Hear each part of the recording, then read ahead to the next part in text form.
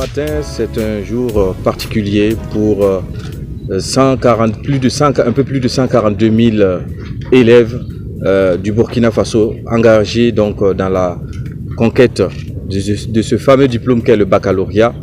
Un peu plus de 142 000 élèves contre l'année dernière, un peu plus de 154 000 élèves, donc une baisse de 0,7% cette année. Mais nous espérons que ces examens vont bien se passer. 534 jurys sur toute l'étendue du territoire. C'est une machine extraordinaire qui est mise en place, que le baccalauréat. Une machine qui a été transmise donc au ministère de l'Éducation nationale par le ministère de l'Enseignement supérieur suite à des réformes débutées depuis 2007 et donc qui ont vu un aboutissement aujourd'hui. Il s'agit donc d'une transmission, mais d'une heureuse collaboration entre l'enseignement supérieur et le ministère de l'Éducation nationale pour l'organisation de ce baccalauréat-là.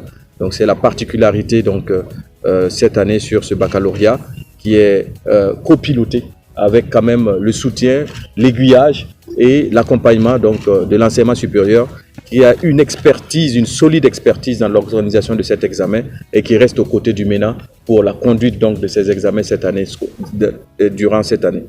Nous voulons donc encourager l'ensemble des élèves burkinabés qui vont à la conquête donc de cet examen. Féliciter les parents, féliciter les enseignants qui ont fait un travail extraordinaire tout au long de l'année et qui en feront encore des années suivantes. Et nous espérons que cette année, la moisson sera bonne pour remplir donc les salles à l'université et de Ouagadougou et de partout là où il y a des espaces d'apprentissage pour accueillir ce capital humain que nous sommes en train de façonner. Une équipe mise en place pour accueillir donc les enfants déplacés, les élèves déplacés, avec l'école en situation d'urgence, ont été donc inscrits durant ces épreuves de baccalauréat.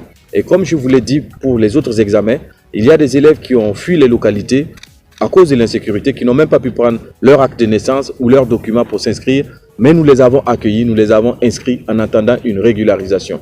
Donc dans les salles d'examen ce matin, il y a des enfants qui ont connu l'insécurité et qui ont fait preuve de résistance pour être dans les salles ce matin. C'est l'occasion pour nous de les féliciter, de dire que malgré les difficultés que notre pays traverse, il y a ce que moi j'appelle même plus une résilience, une résistance. Résister et faire honneur à la vie et faire honneur au cours normal de la vie, c'est d'aller en classe d'examen malgré cette insécurité-là.